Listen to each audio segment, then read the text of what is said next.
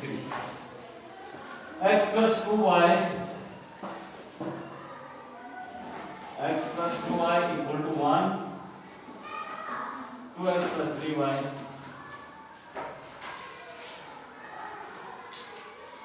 5/2 ठीक है। कहता है इसको करो इन्वर्जन मेथड से। इन्वर्जन मेथड में ये होता है कि सबसे पहले हमें इसके बनाने होते हैं मैट्रिसेस। इसके क्या बनाते होते हैं? मैट्रिक्स बनाते हैं। सबसे पहले मैट्रिक्स होता है कि जो वेरिएबल्स हैं उनके कोफिशिएंट लिखें, पहले देखें फिर लिखें। ठीक है, तो पहले इसके हम बनाएंगे कोफिशिएंट, वेरिएबल के कोफिशिएंट लिखेंगे तो एक मैट्रिक्स बन जाएगा। और देखेंगे इसका पहला क्या है, इसके कुछ नहीं है, जिसका कुछ कोफिशिएंट ना उसका कोफिशिएंट क्या होता है 1। इसका कितना है 2, इसका 2, इसका है 3। दूसरा हमारे पास वेरिएबल्स का बनता है। वेरिएबल पे एक हो जाएगा x, दूसरा क्या हो जाएगा इक्वल टू, तीसरा कौन सा होगा कांस्टेंट का, कांस्टेंट में बन जाएगा एक हो जाएगा 1 और दूसरा जाएगा 5। ठीक है, ये 3 मैट्रिक्स बन गए। अब पहले का नाम दे देते हैं a, दूसरे को देते हैं x is equal to b। Formula क्या बन जाएगा ax is equal to b। तो हमें वैल्यू किसकी फाइंड करनी है x की, तो x इक्वल किसके आ जाएगा a इनवर्स ऑफ b। ठीक है, हाँ तो कोई मसला नहीं। सबसे पहले मैट्रिक्स को निकालो, मैट्रिक्स को नाम दे दो a, दूसरा जो वेरिएबल होता है उसको देते हैं x और तीसरा जो होता है उसको देते हैं b का नाम। अब फार्मूला क्या बन जाएगा ax is equal to b। तो x इक्वल किसके आ जाएगा a इनवर्स ऑफ b। तो अब हमारे पास क्योंकि b भी दिया हुआ है, x हमें फाइंड करना है, a दिया हुआ है लेकिन a का इनवर्स हमें नहीं मालूम। तो सबसे पहले हम ये कोशिश करेंगे कि a का इनवर्स निकालें। तो a का इनवर्स निकालने का फार्मूला क्या होता है a inverse is equal to 1 by a का डिटरमिनेंट एडजॉइंट ऑफ। ठीक है, यहाँ से बन जाएगा। सबसे पहले डिटरमिनेंट फाइंड करेंगे, क्यों? क्योंकि अगर डिटरमिनेंट 0 आ गया तो पूरे का पूरा सवाल 0 हो जाएगा, इसलिए हम पहले ही लिख देंगे डज नॉट एग्जिस्ट। तो सबसे पहले डिटरमिनेंट फाइंड करेंगे, तो a का डिटरमिनेंट क्या हो जाएगा 1 2 2 3। ठीक है, तो a का डिटरमिनेंट बन जाएगा 1 3 is 3 minus 2 2 are 4।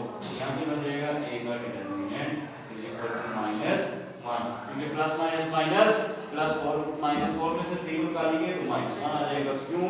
क्योंकि रामत हमेशा बड़े नंबर की लगेगी। तो -1 आ गया डिटरमिनेंट, मतलब डिटरमिनेंट 0 नहीं आया। तो अगर डिटरमिनेंट 0 ना आए तो इसका मतलब ये होगा कि ये सिंगुलर मैट्रिक्स नहीं है। अगर सिंगुलर मैट्रिक्स नहीं है तो इसका हम आगे इनवर्स फाइंड कर सकते हैं। ठीक है, यहाँ से बनेगा। अब दूसरा नंबर है एडजॉइंट का। एडजॉइंट आपको पता है कि दो नंबर्स की आपस में जगह को चेंज करते हैं। एडजॉइंट ऑफ a क्या बन जाएगा 1 2 2 3। तो यहाँ से बन जाएगा adjoint of a is equal to, इन दोनों की जगह चेंज करो, क्या बन जाएगा 3, यहाँ से बन जाएगा -2, यहाँ से बन जाएगा -2 और नीचे क्या आ जाएगा 1। ठीक है, ये भी फाइंड हो गया। अब जाके इसको किस में पुट करेंगे फार्मूले के अंदर। तो फार्मूला क्या था हमारे पास x is equal to a inverse of b। तो a इनवर्स इक्वल किसके है a इनवर्स का फार्मूला था हमारे पास 1 बाय a का डिटरमिनेंट। तो 1 बाय a का डिटरमिनेंट किसकी इक्वल आया -1 के। एडजॉइंट ऑफ a क्या है 3 -2 और -2 1।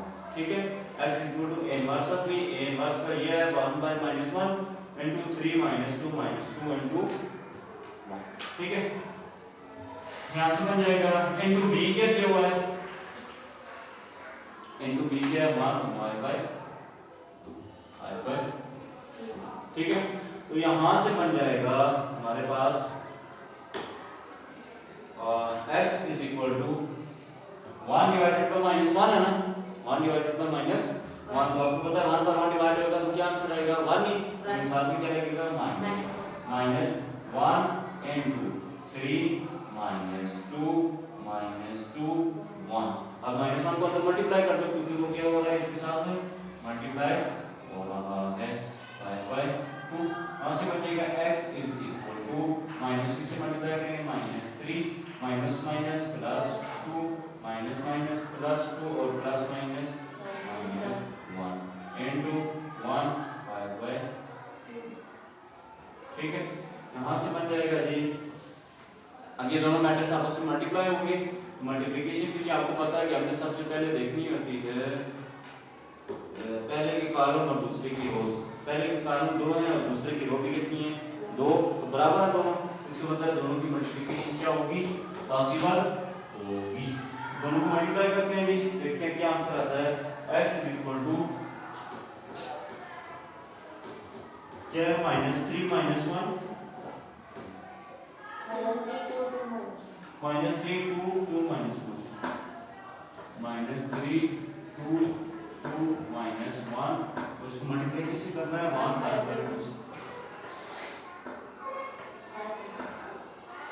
ठीक है, अब इन दोनों को मल्टीप्लाई करेंगे तो x इक्वल आ जाएगा -3 को 1 के साथ मल्टीप्लाई करेंगे क्या बन जाएगा, -3 और -3 को इससे हो गया +2 को इससे मल्टीप्लाई करेंगे क्या आ जाएगा, 2 5 10 डिवाइडेड बाय 2। ठीक है, यहाँ से बन जाएगा जी। अब इसकी बारी खत्म हो गई, अगला कॉलम है ही जिससे मल्टीप्लाई करेंगे, तो यहाँ से ये इससे मल्टीप्लाई हो गया। ठीक है, अब इसकी बारी है इससे मल्टीप्लाई करने की, 2 1 is 2 माइनस, क्योंकि प्लस माइनस माइनस हो जाएगा तो 1 को इसके साथ मल्टीप्लाई करेंगे क्या आ जाएगा, 5/2। ठीक है, यहाँ से बन जाएगा x -3 प्लस 10 पर 2 को डिवाइड करेंगे क्या आंसर आएगा, 1 + 2 2 5 10। यहाँ से बन जाएगा जी। यहाँ से फिर फार्मूला इसको लगाकर एलसीएम निकालना है, क्योंकि इसकी डिवाइड में कुछ है नहीं है, तो इसका मतलब इससे डिवाइड में 1 होगा। लिखने की जरूरत नहीं है, लेकिन अगर आपको समझ नहीं आती तो बेशक लिख भी लें। देखो 1 और 2 का एलसीएम क्या आएगा, 2। ठीक है, 1 और 2 जब हो तो उसमें से बड़ा ले लेते हैं, मतलब 1 तो 1 ही होता है, 2 ले लेते हैं इसमें से। अगर दोनों एक जैसे हो तो फिर दोनों में से एक ले लेते हैं। अगर दोनों का टेबल एक दूसरे पे जा रहा है तो फिर उनमें से बड़े को ले लेते हैं। मतलब उस दिन मैंने आपको बताया था 3 और 6 का क्या एलसीएम आएगा, उसमें से 6 ही आता था, क्योंकि हमेशा बड़ा ले लेते हैं। और अगर दोनों डिफरेंट है तो कोशिश करो उनको आपस में मल्टीप्लाई कर लो। अगर 2 है और 5 है, 2 और 5 को आपस में क्या कर लो, मल्टीप्लाई, तो वो उसका एलसीएम आ जाएगा। यहाँ पर अगर 2 और 1 है तो इसका एलसीएम आ जाएगा 2। 2 पर 1 को डिवाइड करेंगे तो क्या आंसर आएगा, 2। ठीक है, और ऊपर वाले 2 के साथ क्या कर देना है, इसको 2 2 जा 4 मल्टीप्लाई कर देना है। जब भी एलसीएम लें, एलसीएम को नीचे वाले पर डिवाइड करें, जो आंसर आए उसको ऊपर वाले के साथ क्या करते हैं, मल्टीप्लाई करते हैं। माइनस फिर 2 पर 2 को डिवाइड करेंगे क्या आंसर आएगा, 1। 1 को 5 से मल्टीप्लाई करेंगे क्या आ जाएगा, 1 5 is। यहाँ से बन जाएगा -3 + 5, तो प्लस माइनस माइनस अलामत बड़े नंबर की है, 5 में से 3 माइनस करेंगे कितना बचेगा, 2। ठीक है, यहाँ से बन जाएगा 4 में से माइनस करेंगे तो प्लस माइनस माइनस और माइनस डिवाइडेड बाय 2। ये क्या आ गया, हमारे पास एक आंसर है 2 और एक क्या आ गया, -1/2। तो किसकी इक्वल है, x की ना, तो x किसकी इक्वल था, x और y की। x किसकी इक्वल था, x y की। तो x के सामने क्या है 2 और y के सामने कौन सा नंबर आ गया, -1/2। इसका मतलब ये होगा कि x इक्वल आ जाएगा 2 और y किसकी इक्वल हो जाएगा, -1/2। समझे, ये दो वैल्यू आ गई किसकी, x और y। समझ आइए बात।